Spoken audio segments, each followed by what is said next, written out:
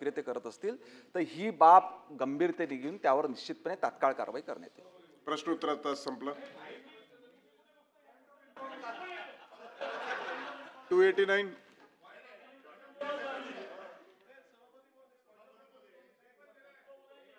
महत्वाचा विषय अनिल परब बोला. की या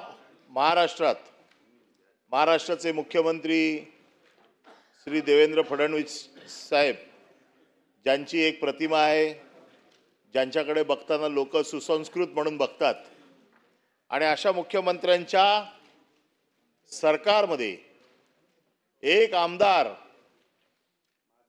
माजलेला बनियन आणि लुंगीवर कॅन्टीन मध्ये येऊन कर्मचाऱ्यांना अक्षरशः बॉक्सिंग स्टाईलने मारतोय.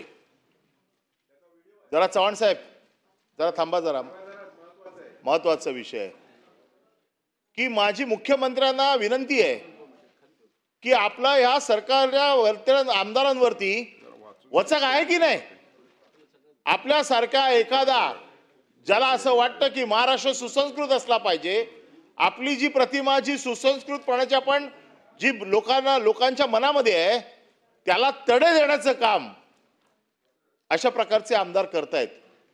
म्हणजे एक आमदार निकृष्ट दर्जाचं जेवण दिलं म्हणून कॅन्टीनच्या कर्मचाऱ्याला बनियन आणि लुंगीवरती, अरे आमदाराने कसं राहावं याचे किमान काहीतरी संकेत आहेत की नाही.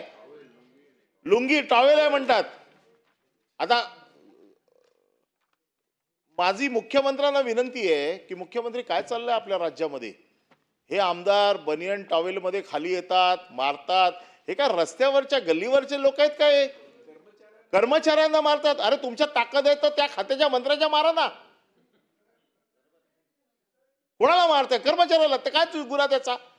आणि त्याचे व्हिडिओ काढून तुम्ही सोशल मीडियावरती टाकता.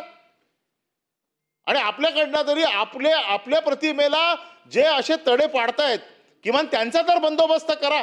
महाराष्ट्रातल्या गुन्हेगारांचा बिचारे आपले चांगले आपले राज्यमंत्री गृहमंत्री माहिती देतात कुठे बसतात त्याच्यात तुम्ही शिक्कामोर्तब कराय. अरे तुमचं लक्ष यांच्याकडे असलं पाहिजे, त्यांच्याकडे नाही. स्वच्छ प्रतिमेच्या माणसाला तुम्ही त्याच्यात ओढताय, परंतु हे जे अशा प्रकारचे दादागिरी करताय त्यांचा काय तो बंदोबस्त करणार की नाही. आणि म्हणून माझी मुख्यमंत्र्यांना विनंती आहे की मुख्यमंत्री महोदय, आपण या राज्याचे प्रमुख आहात. आपल्याकडे ज्या नजरेने जनता बघते आणि आपल्या राज्यामध्ये आपल्या सरकारच्या एक पाठिंबा देणारा अशा लोकांचा पाठिंबा तुम्ही घेणार का? आणि अशा लोकांच्या पाठिंब्यावरती मुख्यमंत्रीपदी बसणं आपल्याला आवडेल का? आणि म्हणून अशा आमदारांचा आपण बंदोबस्त करावा. मला असं वाटतं की निलंबित करता येत असेल तर निलंबित करावं. कारण गेस्ट हाऊस हे आपल्या विधिमंडळाच्या कार्यकक्षेत येतं. आणि जर मी समजा इथे मारलं असतं आतमध्ये कोणाला कर्मचाऱ्याला तर आपण मला निलंबित करू शकले असते. आपल्याला तो अधिकार आहे.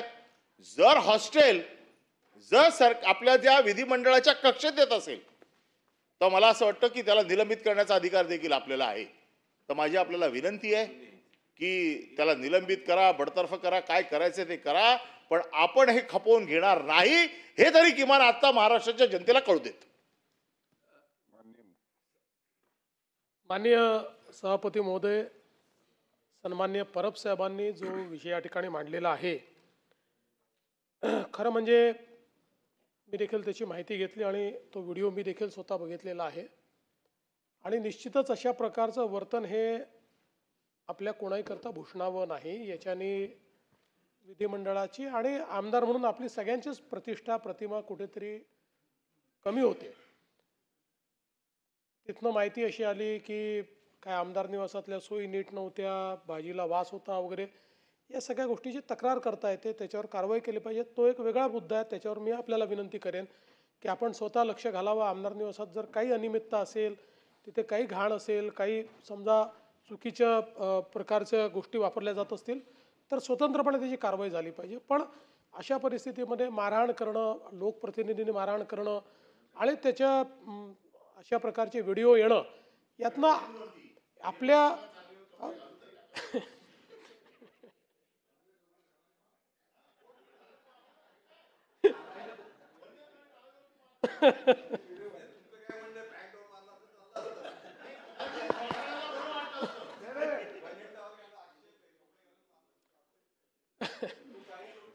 नाही परब साहेबांचं जरी मत असलं की टावेलवर का मारलं, तरी टावेलवर मारलं किंवा कशावरही मारलं तरी ते चुकीचंच आहे, ते योग्य नाही आहे.